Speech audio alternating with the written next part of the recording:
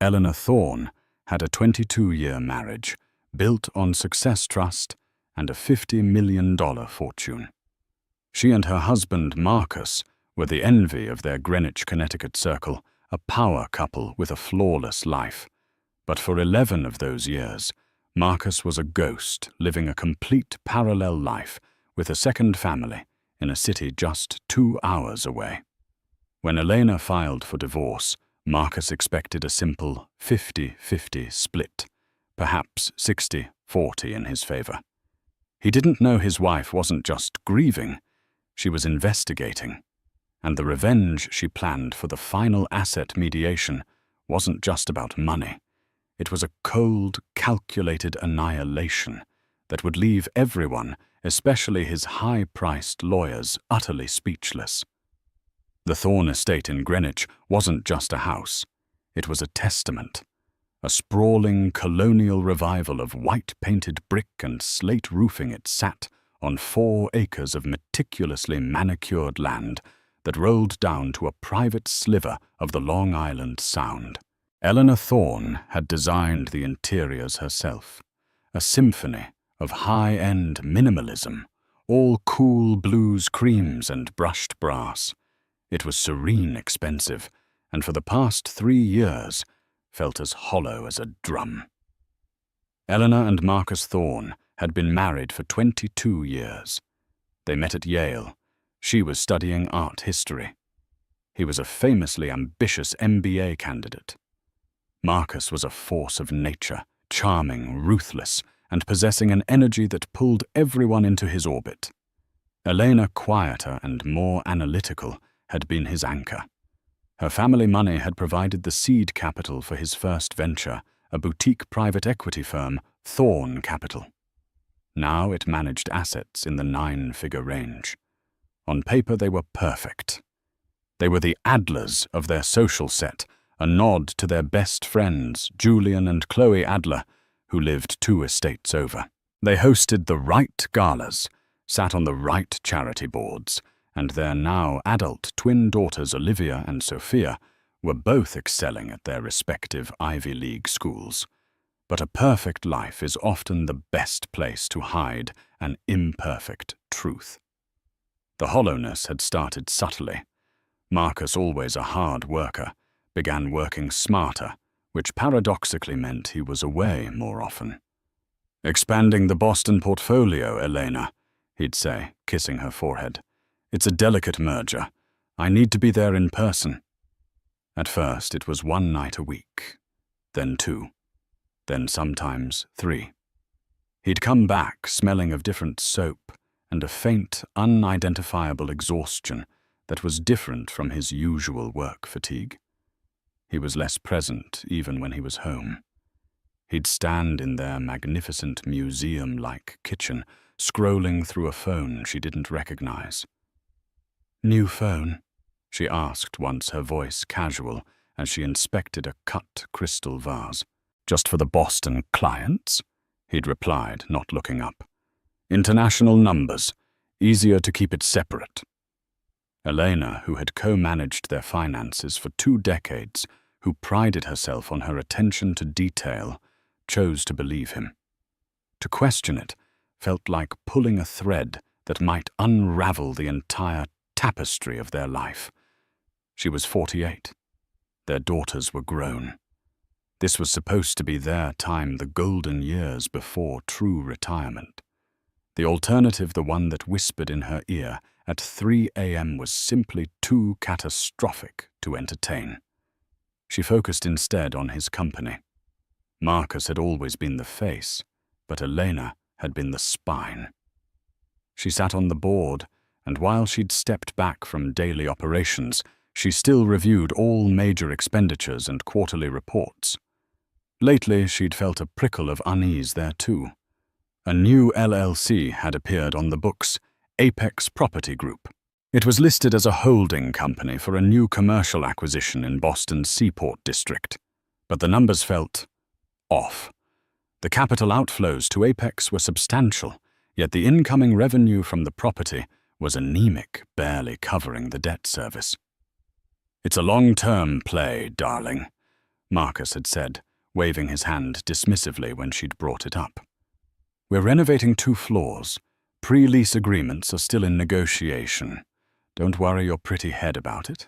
It's handled." Don't worry your pretty head. The phrase, once a term of endearment, now landed like a small, sharp slap. Elena poured herself a glass of Sancerre, the wine cold against her hand. She stood at the massive bay window, overlooking the Sound. The water was grey and choppy, matching her mood. She wasn't worried about the money. They had more than enough. She was worried about the secrecy. Marcus had never shielded her from a deal before. He'd always valued her insight, her ability to see the structural flaws he in his bullish optimism often missed. This new behavior, the separate phone, the delicate Boston merger, the dismissiveness, it wasn't just a husband pulling away. It felt like a businessman hiding a bad bet. And so Elena Thorne did something she had never done in her 22-year marriage. She decided to investigate her husband. But her target wasn't a mistress. It was his balance sheet. She wasn't hiring a private detective to catch a cheater. She was hiring a forensic accountant to find a financial hole. She picked up her phone and dialed the number for a man she'd been researching for a week, a quiet, terrifyingly thorough investigator named Thomas Harrison. "Mr. Harrison," she said, her voice steady and cool. "My name is Eleanor Thorne. I believe my husband is being defrauded by his new business partners. I need you to find out who is really behind Apex Property Group." It was a lie, of course. She suspected Marcus was behind it. But it was the first step. And as she hung up the phone, the setting sun glinted off the brass hardware in her perfect kitchen, making it look for a moment like the bars of a beautiful gilded cage. Thomas Harrison was not the kind of man you found in the Yellow Pages. He was a former SEC investigator who now ran a one-man corporate risk assessment firm from a nondescript office in Stamford. He was expensive, discreet, and pathologically thorough. He didn't find smoke. He found the match, the accelerant, and the fingerprint on the empty gas can. Elena met him in a private room at the Greenwich Country Club. He was a man of medium height, medium build, dressed in a forgettable grey suit. He listened, his eyes unblinking, as Elena laid out her concerns. "Apex Property Group," she explained, pushing a file across the table. "It's a drain. The cash flow is all one way out. Marcus claims it's a renovation, but the outflows aren't going to contractors. They're going into a secondary holding company, Seaport Holdings, and from there, it's a black box." "You suspect your husband is being embezzled?" Harrison asked, his voice flat. "I suspect," Elena said, choosing her words with precision, "that the financials are being deliberately obscured. I want to know who is on the other end of those payments. Who is Seaport Holdings?" "Understood," Harrison said. He closed the file. "I'll start with the public filings for Apex. I'll trace the incorporation of Seaport. I'll need a retainer and your complete discretion. You cannot mention this to your husband. If he is being defrauded, you'll tip him off to warn his partners. If he is the one—" Harrison let the sentence hang. "I understand," Elena said, her stomach tightening. "Do whatever is necessary." For 2 weeks, Elena lived on a knife's edge. She played the part of the supportive, semi-detached wife. She hosted a dinner party for Julian and Chloe Adler, smiling as Chloe lamented the rising cost of equestrian care. She discussed summer plans with her daughters on FaceTime, agreeing that yes, the Hamptons house needed a new pool filter. All the while, Marcus continued his routine. He left for Boston on a Tuesday, came back on a Thursday. When he returned, he seemed happier, lighter. "The deal is finally coming together," he announced, kissing her cheek. He smelled of fresh air and a cologne she didn't recognize. "It's going to be huge, Elena. bigger than the Oro 8 acquisition. His good mood was almost more painful than his secrecy. It felt like a celebration she wasn't invited to. The first report from Harrison arrived in a blank encrypted email. It was dry, just data. Apex Property Group was, as Marcus said, the owner of a commercial building in Boston. Seaport Holdings, however, was a shell corporation. Its address was a UPS store in Cambridge. Its sole signatory was a name Elena didn't recognize, Sophie M. Walsh. "A ghost," Harrison said on their check-in call. "No social media, no professional footprint. The name doesn't cross-reference with any of your husband's known associates. She's a cutout. The money stops with her. The next step would be physical surveillance of the property of your husband during his Boston trips. It's a different protocol, Mrs. Thorne. It gets, personal." Elena's hand trembled. Sophie M. Walsh. The name felt like a stone in her gut. A cutout. A proxy. Or something else. "His next trip is this Tuesday," Elena said, her voice a whisper. "He lands at Logan at 10 a.m. He'll be there for 2 days. I want to know where he goes. I want to know who he meets. I want to know who Sophie Walsh is." "As you wish," Harrison replied, his tone unchanged. The following Tuesday, Elena watched Marcus pack. He folded his suits with care, whistling a tune from a jazz station. "Big meeting today?" she asked, leaning against the doorframe of their vast walk-in closet. "The biggest," he said, zipping his Toomey bag. "Finalizing the tenant agreements. If this lands, we'll be the talk of the town." He smiled, and for a second, he was the same man she'd fallen in love with. "Wish me luck." "Good luck, Marcus," she said, forcing a smile. The moment his car cleared the long gravel driveway, Elena's composure shattered. She sat on their perfectly made bed, the 800 thread count sheets suddenly feeling like sandpaper. The waiting was a physical torment. Harrison didn't call. He worked. On Thursday evening, an hour before Marcus was due home, the email arrived. The subject line was simply, "Update TH." It was not a financial report. It was a single password-protected PDF. Elena's fingers fumbled as she typed the code they had agreed upon. The document opened. It wasn't spreadsheets or bank records. It was a surveillance report complete with photographs. The first photo was of Marcus exiting a terminal at Logan Airport. The second was of him getting into a black Uber. The third was of the Uber parked not in Boston's financial district, but on a quiet tree-lined street in Brookline. The fourth photo was of Marcus, bag in hand, walking up to a charming brownstone. The fifth photo made the world stop. He was on the steps of the brownstone, and he was kissing a woman. Not a peck on the cheek. A deep, lingering kiss. A welcome home kiss. The woman was attractive with dark, curly hair, maybe in her late 30s. Elena scrolled down, her breath caught in her throat. The next photo was taken an hour later from a distance.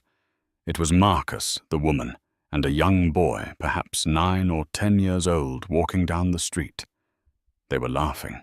Marcus had his arm around the woman, and his other hand was on the boy's shoulder. They looked for all the world like a family. Harrison's text was clinical. Subject, Marcus Thorne. Arrived 10:15 a.m.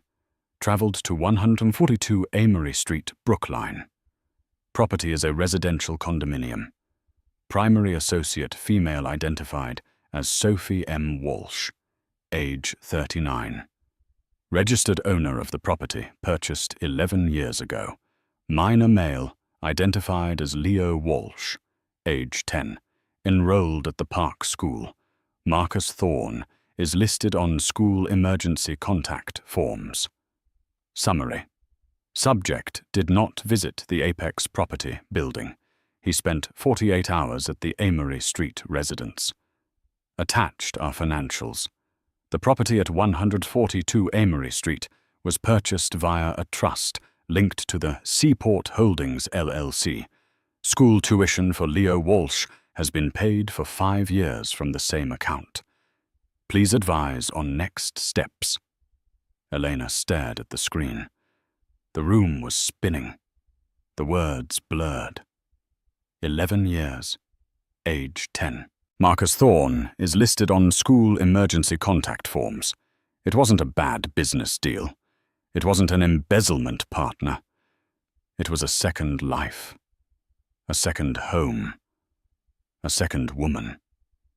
It was a child. His child.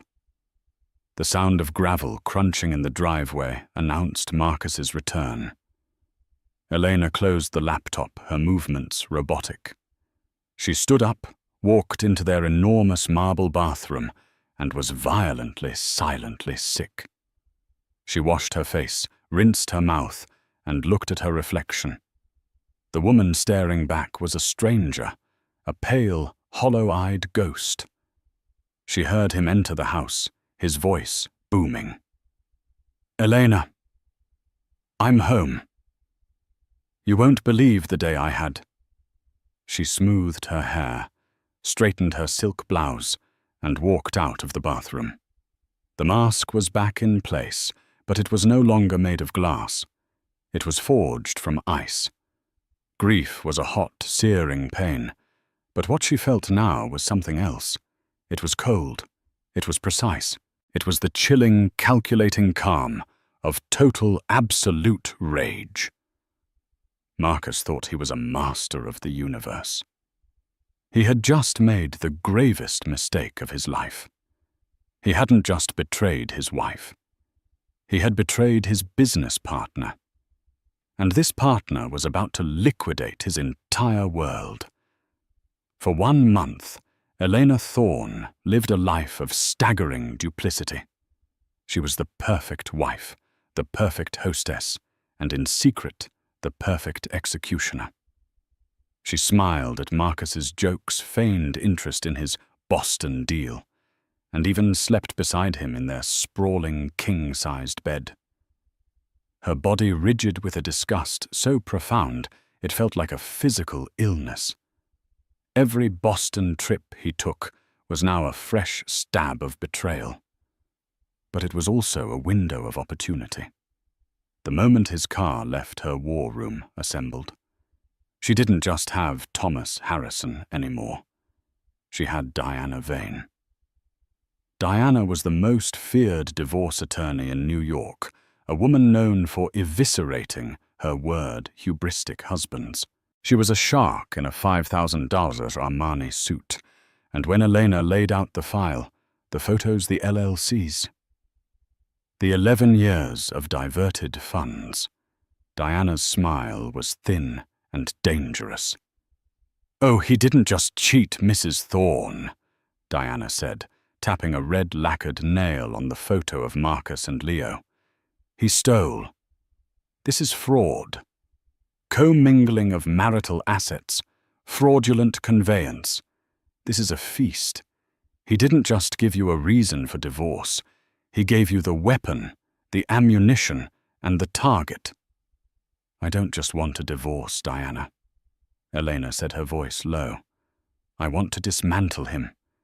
He used our money, the company I helped build, to fund a lie. He put our entire estate at risk with his recklessness. Then we don't file on grounds of infidelity."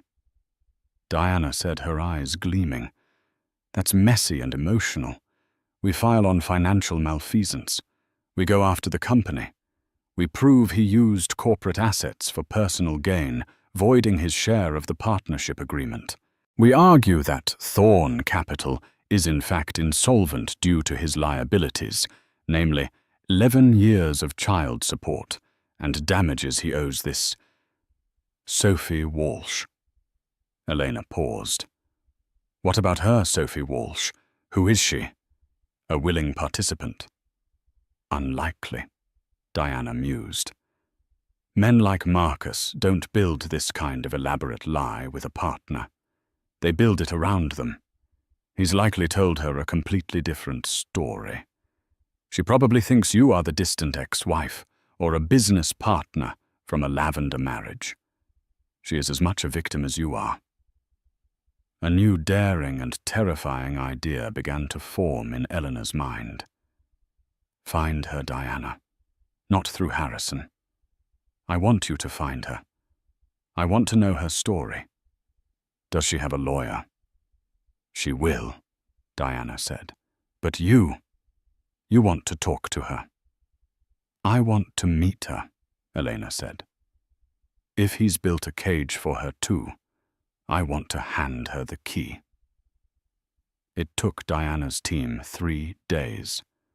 Sophie Walsh was not a ghost. She was just private. She was a former art curator who had left her job at a Boston gallery 10 years ago, just after her son Leo was born. She lived a quiet, upper-middle-class life, funded entirely by the investment returns from a trust Marcus had set up for her, the trust Elena knew that was just a pipeline from Thorn Capital's operating account. Elena scheduled her own trip to Boston. She told Marcus she was visiting an old college roommate in Beacon Hill. He thought it was a wonderful idea. "Take my driver," he'd offered. "No," she'd said, "I'll take the train. I want the quiet time." The meeting was set at a neutral location, the private library of the Boston Athenaeum. Elena arrived first. The scent of old books and lemon oil polish a stark contrast to the acid in her stomach. Sophie Walsh entered at 2 p.m. sharp. She was softer than she looked in the surveillance photos, with kind, intelligent eyes that were etched with a deep, consuming anxiety. She clutched her handbag as if it were a life raft. She clearly had no idea why a high-powered New York lawyer had requested an urgent financial consultation. Elena stood up. "Ms. Walsh, thank you for coming. I am Eleanor Thorn." Sophie's face registered nothing. The name meant nothing to her. She smiled politely. "It's a pleasure to meet you. Your lawyer was very mysterious. How can I help you?" Elena didn't sit. She walked to the window overlooking the granary burying ground. "This is going to be difficult, Ms. Walsh, so I will be direct. We have a man in common." Sophie's polite smile faltered. I don't understand." "Marcus Thorn," Elena said. Sophie's confusion deepened. "Marcus? How do you know Marcus? I've known him for 25 years, Elena said, turning to face her. "I am his wife." The color drained from Sophie's face. She visibly swayed, grabbing the back of a leather chair. No, that's not possible. His wife, Elena, she died years ago. A car accident. He told me." The air left Elena's lungs. It wasn't a car accident. It was a character assassination. He hadn't just hidden her. He had killed her. "He lied," Elena said, her voice surprisingly gentle. "I am very much alive. We have been married for 22 years. We have 2 daughters. We live in Greenwich, Connecticut." Sophie sank into the chair, her hands covering her mouth. The sound she made was a strangled sob of pure, undiluted horror. No. We've been together for 12 years. He's Leo's father." "I know," Elena said. She sat opposite her. "I have the school enrollment forms. I have the wire transfers from my husband's company that pay your mortgage and Leo's tuition, the company we own together." Sophie looked up, her eyes wide with terror and dawning realization. "The trust. He said it was from his family's inheritance. He said his parents left it for him, But he couldn't touch the principal. Oh my God. He told me. He said we couldn't get married until his business was disentangled from his first wife's dead estate. That it was complicated. It is complicated, Elena agreed, but not in the way he told you. For the next hour, the two women, the wife and the mistress, the society queen, and the secret family, pieced together the staggering architecture of Marcus's deceit.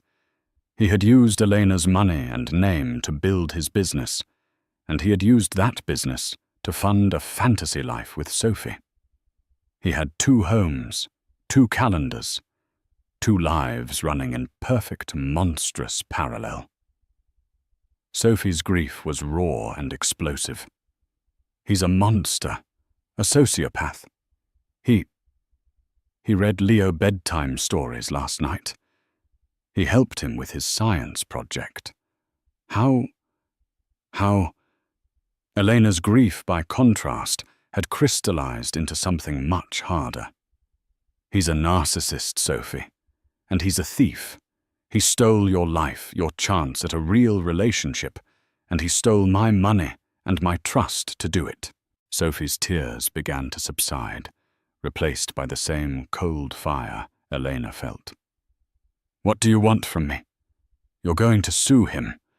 You're going to expose him. We are, Elena said. Sophie blinked. Elena leaned forward. Marcus thinks he's fighting one scorned wife. He thinks he can buy me off with half of an estate he's already secretly drained. He's not prepared for 2 women. He's not prepared for you. You, Ms. Walsh, are not just his mistress. You are his single largest unsecured creditor. I don't have money for a lawyer like you, Sophie whispered. You don't need one, Elena said. My lawyer, Diana Vane, has already reviewed your case. Marcus has committed multiple counts of fraud against you. He has exposed you to incredible financial and legal risk. He has established a pattern of behavior. Diana is prepared to represent you pro bono in a separate suit. A separate suit? Yes, we are not friends, Ms. Walsh. We are allies. You will file a suit for palimony, fraudulent misrepresentation, and sole custody and child support for Leo.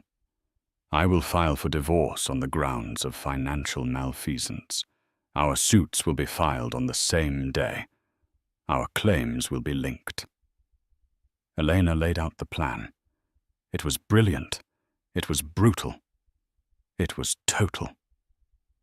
Sophie looked at Elena, truly seeing her for the first time, not as a rival, but as a fellow victim, and a terrifyingly competent one. He's not just going to lose his money, is he? Sophie said. Elena stood up and smoothed her skirt. Money is just a symptom, Sophie.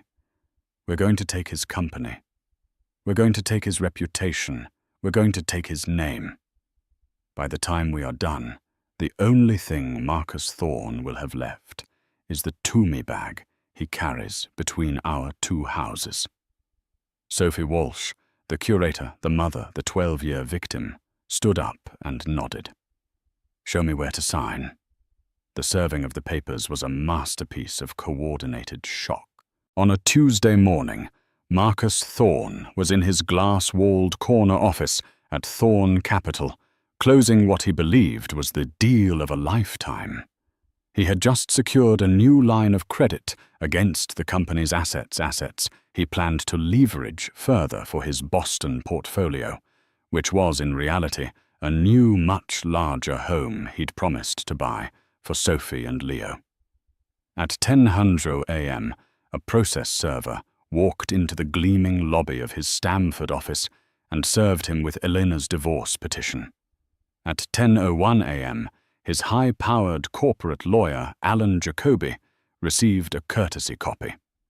At 10:05 a.m., a second process server walked into the same lobby and served Marcus Thorne with a second lawsuit. Sophie M. Walsh vs. Marcus A. Thorne, citing fraud, misrepresentation, and a petition for emergency custody and child support. Marcus's world collapsed in the span of 5 minutes. His first call naturally was to Eleanor. She was in her garden calmly pruning roses when the phone rang. She let it go to voicemail. He called again and again. His text messages, which she read with detached interest, were a perfect timeline of narcissistic rage. Eleanor. What is this call me? This is a mistake.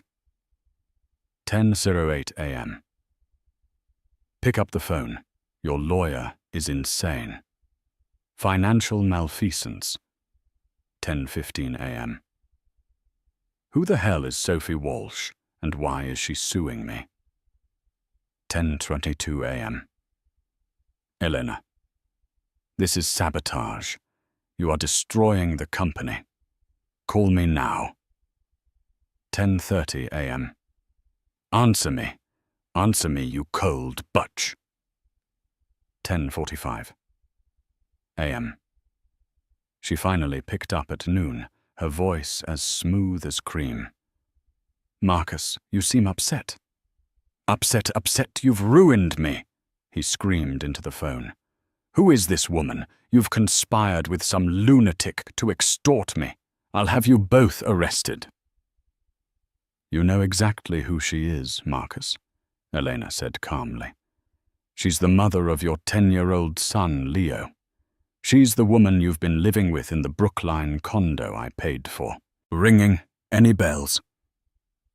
There was a dead, suffocating silence on the other end. He had, until that second, believed he could contain the damage. He believed he could lie his way out, that Sophie would never find out that Eleanor only knew about some financial issues. The realization that the two worlds had collided and allied struck him mute. You, he stammered. Yes, me, Elena said. Now I'm hanging up. My lawyer, Diana Vane, will be handling all further communication. Do not contact me again. Do not come to the Greenwich house. I've had the locks changed and the security code. Your things are with your lawyer. She hung up. The next few weeks were a flurry of legal activity. Marcus Reeling hired Alan Jacoby, a slick corporate brawler, to handle the divorce. He hired a separate bulldog-like family law attorney to handle the Sophie situation. His strategy was clear paint, Eleanor as a vindictive, scorned wife, and Sophie as a delusional, gold-digging mistress. It was a fatal miscalculation. Marcus's lawyers tried to bury them in paperwork. They filed motions to dismiss, motions to sever the two cases, motions to seal the proceedings. Diana Vane and Sophie's new lawyer, hand-picked and paid for by a litigation trust Elena had funded, met every motion with a precise, crushing counter-motion. They didn't just have accusations. They had receipts, 11 years of them. They had the wire transfers from Thorne Capital to Seaport Holdings. They had the mortgage statements for the Brookline condo signed by Marcus. They had the Park School enrollment forms listing Marcus Thorne, father. They had geotagged photos from Harrison, placing Marcus at school plays, father-son picnics, and weekend trips to Vermont with Sophie and Leo. They had credit card statements for a black Amex in Marcus's name, a card Elena never knew existed that paid for jewelry dinners at Boston's finest restaurants and a couple's vacation to Bermuda. Marcus's legal team, seeing the mountain of evidence, quickly shifted tactics. The bluster vanished, replaced by a sullen, desperate attempt to settle. This is getting ugly, Alan Jacoby said in a four-way call with Diana. My client is prepared to be generous. He will give Mrs. Thorne the Greenwich house free and clear. He'll offer her 50% of his liquid assets. As for Ms. Walsh, He is prepared to set up a reasonable child support trust. This all goes away. No public humiliation, no fuss. Diana Vane put the call on mute and laughed. "He thinks he's negotiating," she said to Elena, who was sitting in her office. She unmuted the call. "Alan, let me be clear. Your client is not in a position to offer anything. He is a man facing at least 2 civil fraud suits, and if we're feeling ambitious, a RACO complaint. 50%. We aren't asking for 50%, we are taking 100. That's absurd. The company is his. His name is on the door, and his mistress is on the payroll funded by fraudulent conveyances, which by my reading of the corporate charter, Mrs. Thorne helped write voids his partnership stake entirely. He has systematically devalued the marital estate to fund a secret life. We are not splitting the estate.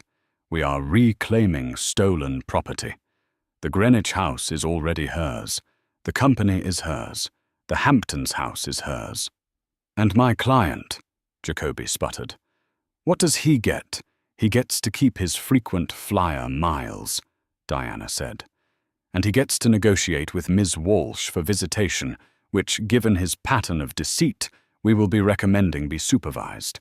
My client will see you at the mediation. Have a nice day." She hung up the click, echoing in the silent room. Elena felt a grim satisfaction, but the trap wasn't fully sprung. The mediation was the final piece. Marcus still believed he had leverage.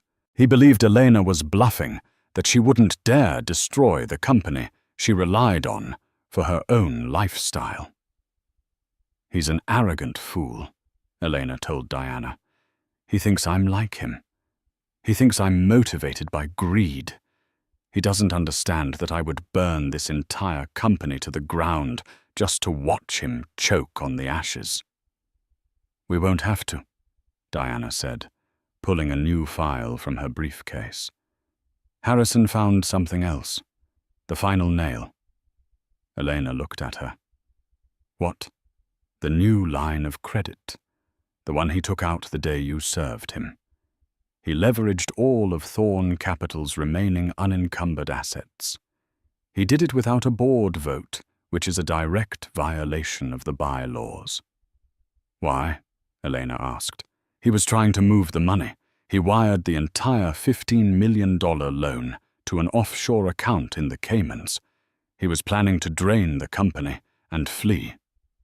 Elena's blood ran cold. He would have left her with a bankrupt company and left Sophie and his son with nothing. "He tried to transfer it," Diana said, "but I anticipated it. The moment you filed, I put a temporary restraining order on all corporate accounts. The $15 million is frozen. The bank has flagged him for fraud. Alan Jacoby doesn't even know about this yet. Marcus didn't just commit civil fraud, Elena. He just committed a federal crime." The trap was no longer just a legal one. It was a criminal one. "The mediation is in 2 days," Elena said. "He's going to walk into that room thinking he can negotiate. He has no idea he's walking into his own execution." The social fallout was as immediate as it was brutal. Greenwich society feeds on scandal, but it abhors messes.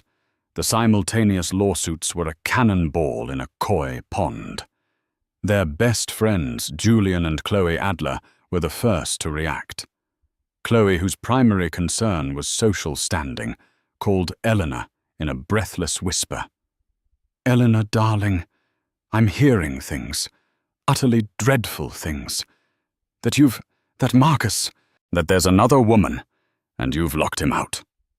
Elena was in her home gym midway through a punishing session on the Peloton. She muted the instructor. "Hello, Chloe. Yes, it's all true." "My God," Chloe gasped. "A common affair. How tawdry. Well, you're better off, of course. Julian and I are firmly on your side. We're having a small get-together on Friday. Just close friends. You must come." You can't let him see you hiding." Elena smiled, a cold, humorless expression. "Thank you, Chloe. That's very loyal of you." "Of course, darling. We're Team Elena. Always." 2 days later, Elena saw Julian Adler's car parked outside Alan Jacoby's law office. And that night at the supportive dinner party, Julian, after 2 martinis, put his hand on Elena's arm.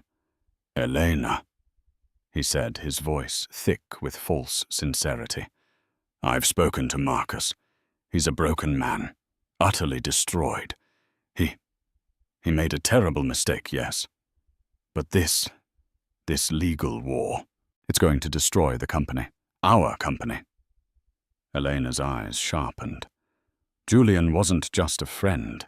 He was a significant minority investor in Thorn Capital. "What are you saying, Julian?" "I'm saying," he leaned in, "that you're cutting off your nose to spite your face. You're the one who's going to end up with 50% of nothing. Jacoby says Marcus is willing to give you 60% of the liquid assets and the house if you drop this financial malfeasance claim and let him keep the company. It's a good deal, Elena. Take the win. Don't let your emotions and that barracuda lawyer of yours cloud your judgment." The betrayal was so blatant, so self-serving, it was almost comical. He wasn't Team Elena. He was Team Julian's investment. He was Marcus's little messenger, sent to pressure her into taking a deal that would save Marcus and Julian's portfolio from ruin. Elena slowly removed his hand from her arm. "Julian," she said, her voice dropping to a confidential whisper that made him lean in closer. "Thank you for your concern. It means so much." She smiled a brilliant, dazzling smile. "You tell Marcus his offer is intriguing. You tell him I'm tired of fighting. I'm exhausted. I just want this to be over. I'll consider it." Julian beamed, believing he had succeeded. "That's my girl. I knew you'd see reason." Elena watched him walk away, preening back to Chloe. She picked up her clutch, walked out of the Adler's house without saying goodbye, and got into her car. The mask was cracking. Not from grief, but from a profound, isolating contempt for the entire world she had inhabited. They were all vultures dressed in designer clothes. She drove not home, but to the Stamford offices of Diana Vane. It was 10 p.m. Diana was still there. "They're panicking," Elena said, throwing her Chanel bag onto a chair. "Marcus sent Julian Adler to me tonight. They're trying to get me to back down. They're offering 60%. Diana looked up from a mountain of paperwork. "He's desperate. The TRO on that $15 million loan is killing him. The bank is calling his loan, and he can't access the money he stole to pay it. He's trapped. He's trying to put our friendship against me," Elena spat. "He thinks I'm a weak, emotional woman who will just fold." "Then let's use that," Diana said, a slow smile spreading. "You considered his offer. Now you counter. You'll agree to the mediation. You'll agree to discuss a settlement. You'll seem reasonable. You will walk into that room tomorrow looking like the broken, tired wife who just wants out." "And then?" Elena asked. "And then," Diana said, gesturing to a stack of 3 thick bound documents on her desk, "we introduce evidence. We will let him and his shark, Mr. Jacoby, lay out their entire generous offer. We will let him lie on the record to the mediator. We will let him commit perjury." Diana tapped the first binder. "This is Exhibit A, the financials. Every fraudulent wire transfer, every hidden account, every cent he stole." She tapped the second. "Exhibit B, the second life. Every photo of Sophie and Leo, the school records, the vacation itineraries, proof of his 11-year lie." She then tapped the third, much slimmer, but somehow heavier binder. "And this," she said, "is Exhibit C, the criminal intent. This is the wire transfer request for $15 million to the Cayman Islands. This is the proof of the federal bank fraud. This is the one that sends him to prison." Diana smiled. "He thinks he's coming to a divorce mediation, Eleanor. He's actually coming to his own arraignment. He's just the only one in the room who won't know it." Elena looked at the three binders. The annihilation, the betrayal, and the execution. "Tomorrow," Elena said, "I want him to see me. But I also want him to see her." Diana raised an eyebrow.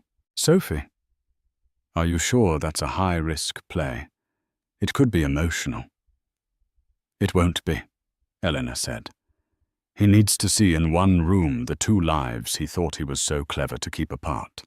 He needs to be confronted by the full scope of his destruction. I want Sophie Walsh sitting right next to me.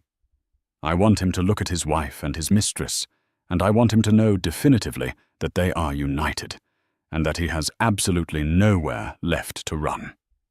The conference room on the 40th floor of a downtown Stamford skyscraper was sterile, silent, and pressurized with unspoken animosity. A massive, polished mahogany table reflected the gray, overcast sky. Marcus Thorne and his lawyer, Alan Jacoby, were already seated. Marcus looked terrible. He was pale, his suit hung loosely on him, and his usual charismatic swagger was replaced by a sullen, twitchy energy. He was a man drowning in debt and facing a public relations nightmare. But he was still arrogant. He still believed he held the cards. He believed Elena was at her core a socialite who would fold to avoid a public, messy trial. He believed Julian Adler had talked sense into her. The plan was simple. Jacoby would offer the generous 60-40 split. Marcus would offer a mea culpa about his mistake, Sophie, and a reasonable trust for the child, Leo. They would strong-arm Elena, paint her lawyer as a greedy shark, and settle this before the frozen $15 million loan defaulted and the bank came for him. The door opened. Elena Thorne walked in. She was not the broken, tired wife. She was a vision of cold power. She wore a severe, dark navy sheath dress, her hair pulled back in a sleek chignon. She looked like a CEO arriving for a hostile takeover. With her was Diana Vane carrying a briefcase, and right behind her, walking with a straight-backed, nervous but resolute dignity, was Sophie Walsh. Marcus Thorne's jaw literally dropped. He half rose from his chair. What is she doing here? This is a private mediation." "She was invited," Diana Vane said, her voice clipping the air, "as a material witness to the financial dissipation of the marital estate. Please sit down, Marcus." Alan Jacoby, blindsided, recovered first. "This is highly irregular. Her claims are a separate matter. We are here to discuss the Thorne divorce." "And so we shall," said the mediator, a retired judge named Eileen Grant, who had been thoroughly pre-briefed by Diana. "Ms. Walsh is here as an observer for now. Mr. Jacoby, please begin."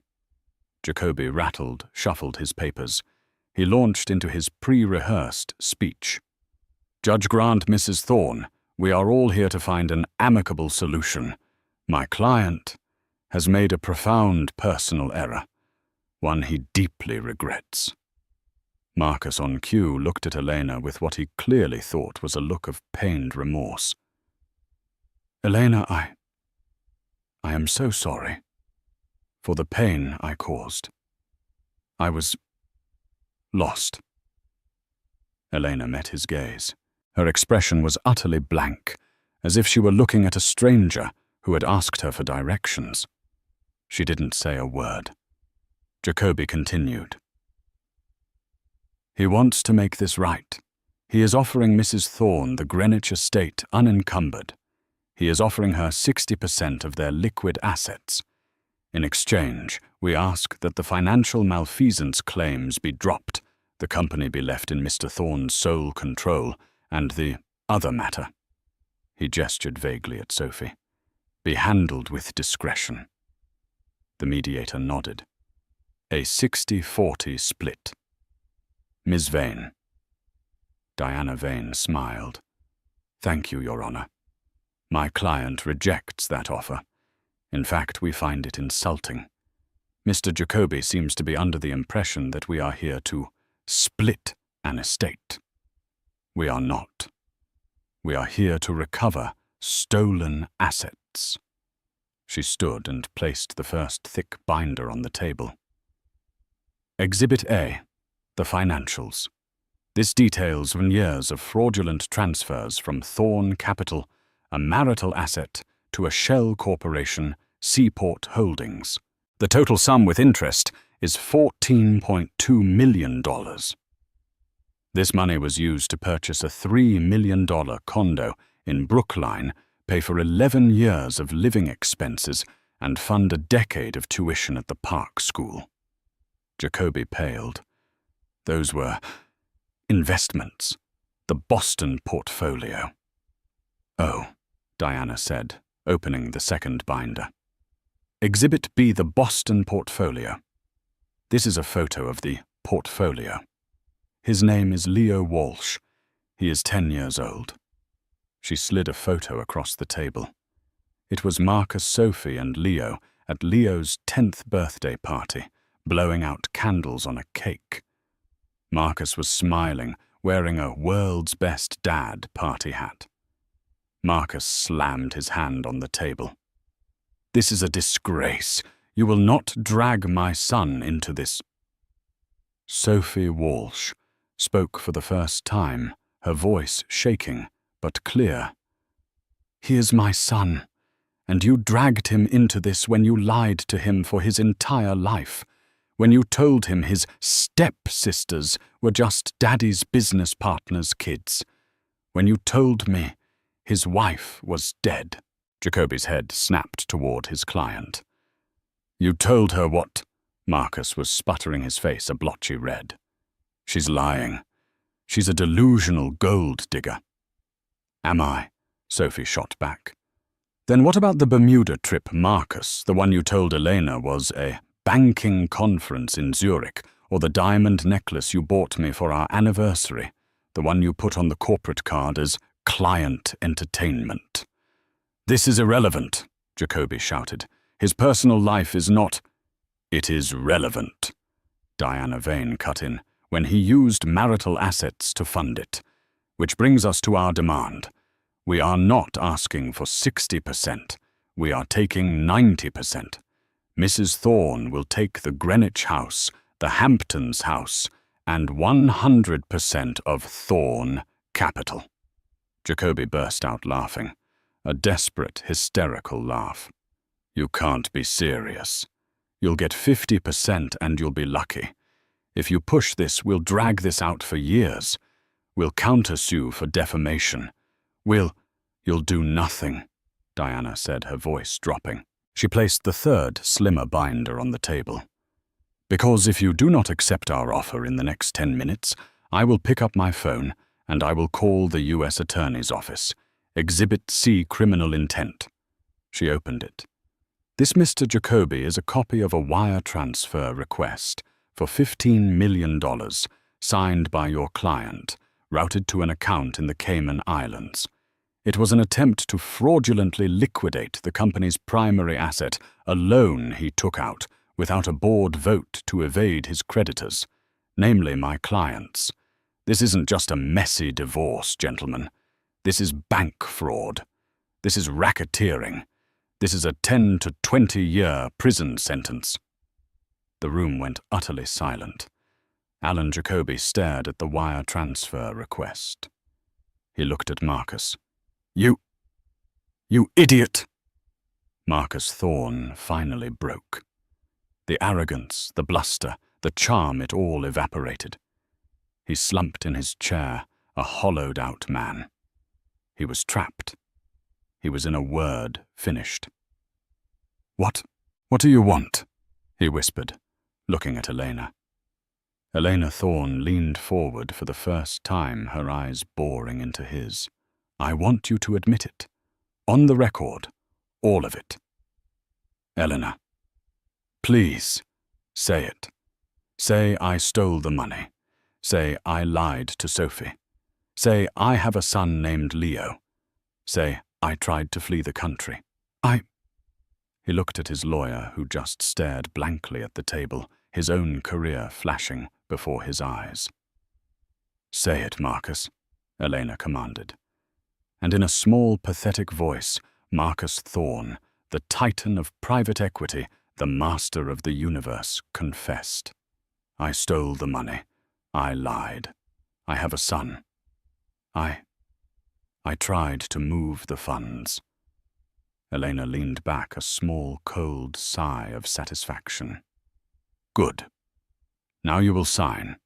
You will sign over 100% of your shares in Thorne Capital to me. You will sign over the houses. You will sign over your retirement accounts. In exchange, Mrs. Thorne and Ms. Walsh will agree not to press criminal charges." "I'll have nothing," Marcus whispered, tears of self-pity welling in his eyes. "You'll have your freedom," Diana Vane countered, "which is more than you deserve. And Ms. Walsh's suit. You will sign over the Brookline condo to her free and clear, and you will agree to the child support terms her lawyer has drafted, which will be funded by the personal accounts you thought you'd hidden." It wasn't a mediation. It was a surrender. Marcus cornered and broken signed every single document. He signed away his company, his homes, his money, and his past.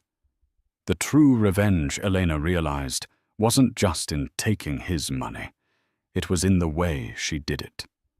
She had used his own arrogance, his own lies, and his own greed as the weapons. She hadn't just divorced him. She had forensically, systematically, and legally erased him. The shockwave from that mediation room was immediate. Marcus Thorne was out. The company name was changed within a week.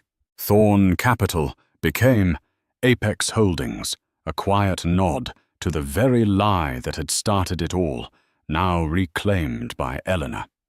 Julian and Chloe Adler, upon hearing that Marcus was not only broke but had been criminally compromised, distanced themselves so fast it was comical. Chloe sent Elena a 3-tiered flower arrangement with a card that read, "We always knew he was no good for you. We stand with you, darling." Elena had her assistant donate it to a nursing home. Marcus's ruin was total. He was a social and financial pariah. Stripped of his company and his homes, he was left with a leased Audi, a mountain of personal legal debt, and a reputation so toxic he couldn't get a meeting with a dog walker. He was last seen moving into a small, furnished apartment in White Plains, paid for by what was left of a trust fund from his parents. His relationship with Sophie and Leo was even more devastating. The court, based on his pattern of fraudulent deceit, granted Sophie's request. Marcus was allowed to see his son, but only on supervised visits at a state-approved facility. Leo, confused and hurt, refused to see him. The world's best dad had been exposed as a phantom. Elena's life, by contrast, was remade. She didn't burn the company down. She ran it. She stepped in as CEO of Apex Holdings, liquidating the toxic assets Marcus had acquired, stabilizing the portfolio, and reassuring her investors minus Julian Adler, whom she'd bought out at a humiliatingly low price. She found she was better at the job than Marcus had ever been. She was precise, she was strategic, and she was, for the first time in 22 years, completely and totally free. She sold the Greenwich estate. It held too many ghosts. She kept the Hamptons house, but she had it redecorated from top to bottom, erasing every trace of her old life. About a month after the mediation, She was in Boston, finalizing the transfer of the Brookline condo's title. She met Sophie Walsh at a small cafe to sign the final papers. The two women sat across from each other, an awkward but profound silence between them. They would never be friends. The chasm of their shared trauma was too wide. But they were two soldiers who had survived the same war. "The condo is in your name now," Elena said, sliding a folder across the table. "The trust for Leo is fully funded. You'll never have to worry about him." Sophie looked at the papers, her hands steady. Marcus. He tried to call Leo. From a blocked number. He told him that I was lying and that you were a witch who stole his money." Elena sighed. "Narcissists never believe they've lost. They just believe they've been wronged." "My son is in therapy," Sophie said, her voice tight. We're processing. But we will be okay. Because of you." She looked up, her eyes clear. "You didn't have to include me. You could have just taken him down yourself. You saved us." "He used my money to trap you, Sophie," Elena said. "That made you my responsibility, or at least my liability. We both deserve to be free of him." Sophie nodded. She stood up, and Eleanor stood with her. In a gesture that surprised them both, Sophie reached out and briefly squeezed Elena's arm. "I hope you find peace, Elena." "You too, Sophie," Elena replied. Elena watched her walk away, a mother heading home to her son, her life finally her own. Elena turned and walked the other way toward the train station. She was a CEO, a single woman, and the sole architect of her own future. The revenge wasn't just the asset split. The revenge was the truth. It was the fact that Marcus Thorne's whole life had been a house of cards, and Eleanor had simply calmly, with the help of another woman he'd underestimated, pulled the one card that made it all fall down. She didn't just shock everyone. She had shocked herself. She had found in the ruins of her perfect marriage a strength she never knew she possessed. And it was worth more than $20 million. In the end, Marcus Thorne's greatest mistake wasn't just the betrayal. It was underestimating the two women he betrayed. Elena's story is a chilling reminder that the quietest person in the room is often the most dangerous one to cross. She didn't just walk away with her share. She reclaimed her life by exposing every last lie, piece by piece, and forming an alliance he never saw coming.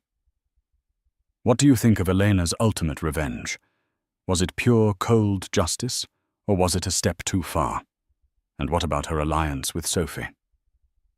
Let us know your thoughts in the comments below.